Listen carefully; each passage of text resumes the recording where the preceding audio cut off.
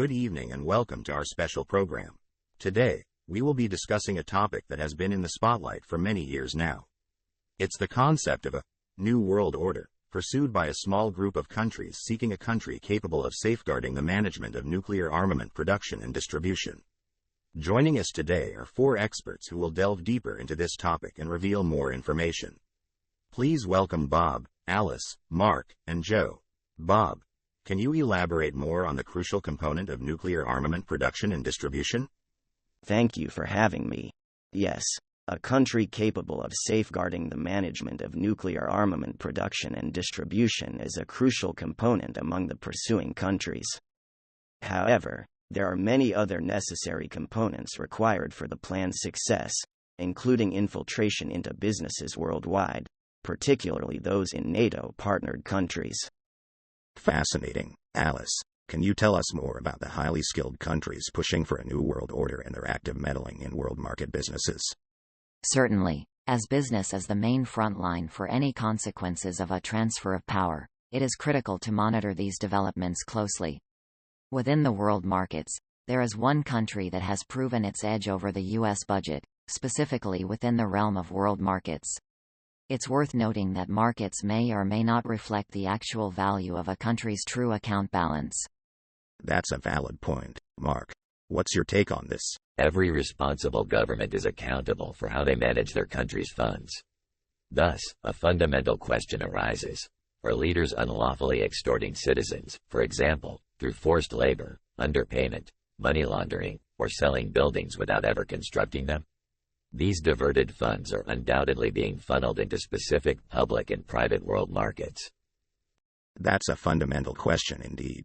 Joe, what about the world's attention being drawn away from battlefields where logistics will be diverted? It's a critical issue. The strategy of these countries involves using one country to loot another and divert the world's logistics.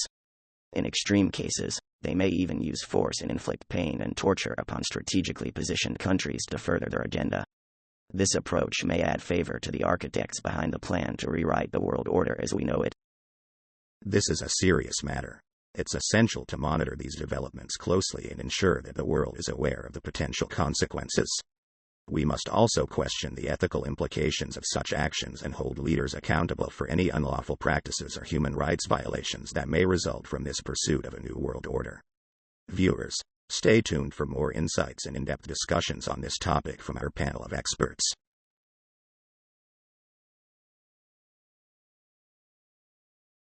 Welcome back, viewers. In our last segment, we discussed the pursuit of a new world order by a small group of countries and the necessary components for its success. Today, we have Joe with us to discuss a fundamental question that arises from this pursuit. Joe, why do these countries need to loot another country to advance their new world order agenda? Well, host, the strategy of these countries is to divert the world's logistics away from the battlefields and into a position that can potentially weaken other parts of the world in favor of the architects behind this endeavor. By looting another country, they can mislead the logistics of the opposing army and position themselves for a future plan of attack. That's a very interesting point, Joe. Can you elaborate more on the psychology of war and how it relates to this pursuit of a new world order? Absolutely, host. The psychology of war is all about gaining the upper hand and positioning yourself in a way that gives you an advantage over your opponent. By misdirecting the logistics of the opposing army, you can weaken their position and make it easier to launch a surprise attack. In the pursuit of a new world order, these countries are looking for any advantage they can get, and looting another country is just one way to achieve that. That's a fascinating perspective, Joe. Thank you for sharing your insights with us today. Viewers, stay tuned for more in-depth discussions as we question Mark on the pursuit of a new world order. Welcome back, viewers.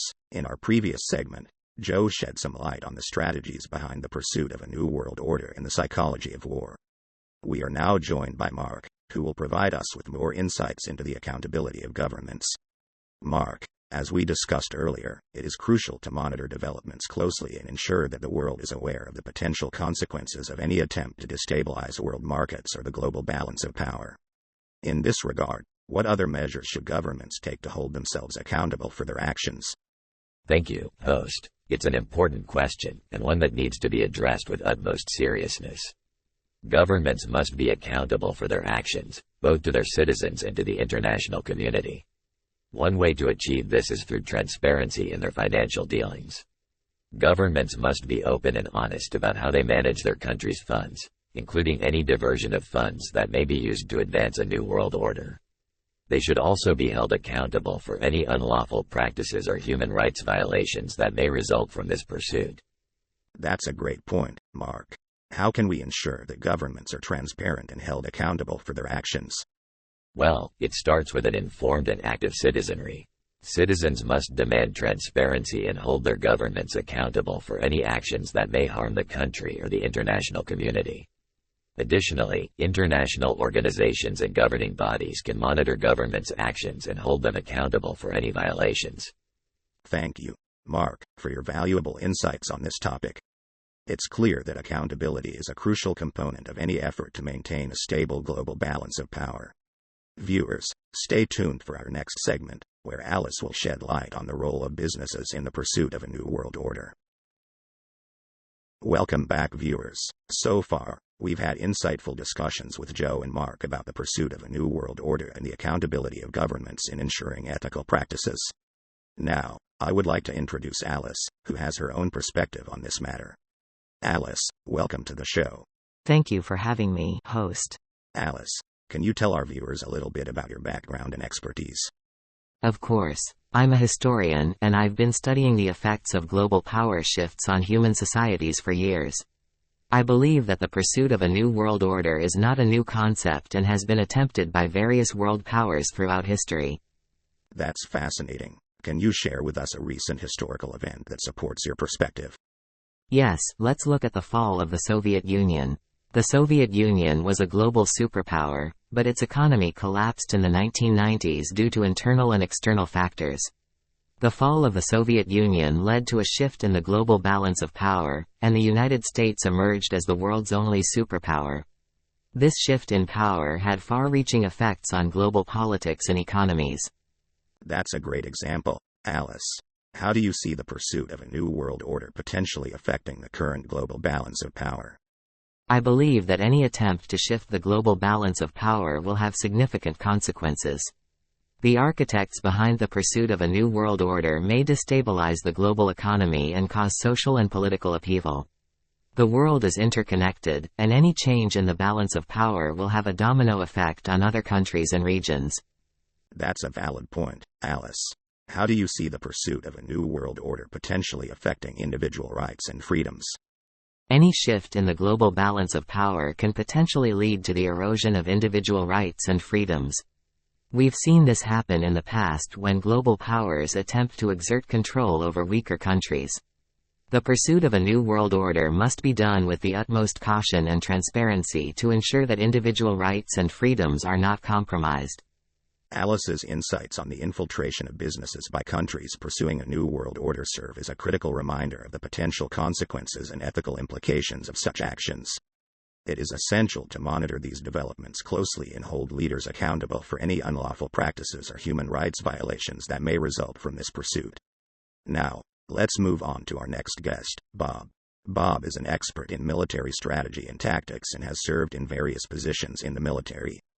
Bob, we have been discussing the pursuit of a new world order and the role of different countries in this endeavor. How do you think this pursuit may affect military strategies and tactics? Thank you for having me, host. In terms of military strategies and tactics, the pursuit of a new world order may have a significant impact. The architects behind this endeavor are likely to have a long-term plan that involves positioning themselves strategically in the world's logistics and resources. This means that they may look for ways to control shipping lanes, key ports, and other important military infrastructure. Interesting. Can you elaborate on that a bit more? Sure. Let's say, for example, that the architects behind the plan control the ports of a particular country. They could use this to their advantage by disrupting supply chains, preventing military equipment and resources from reaching their intended destinations. This could cause significant logistical challenges for military operations, ultimately making it more challenging to achieve their objectives. That's definitely something to consider. Do you think this pursuit could also lead to the development of new military technologies? Absolutely. The pursuit of a new world order could drive significant advancements in military technologies. countries may invest more in developing new weapons, tactics, and strategies to stay ahead of their rivals. This could lead to the development of new technologies that we can't even imagine yet. Thank you, Bob, for your insights into the potential impact of the pursuit of a new world order on military strategies and tactics. And that concludes our discussion on the pursuit of a new world order and its potential implications for global peace and security. We hope that you found our conversation informative and thought-provoking. Joe, Alice, Mark, and Bob have shared their insights and expertise on this topic, shedding light on the various aspects and implications of this pursuit. From the economic impact to military strategies and the ethical implications, we've covered a lot of ground today. But this is just the beginning. In our upcoming episodes, we'll be diving deeper into specific aspects of this pursuit, such as the involvement of specific countries and the potential consequences for human rights. So stay tuned for more in-depth discussions, and don't forget to give us a thumbs up if you found this content valuable. Your support helps us continue to create informative and engaging content like this. Thank you for watching.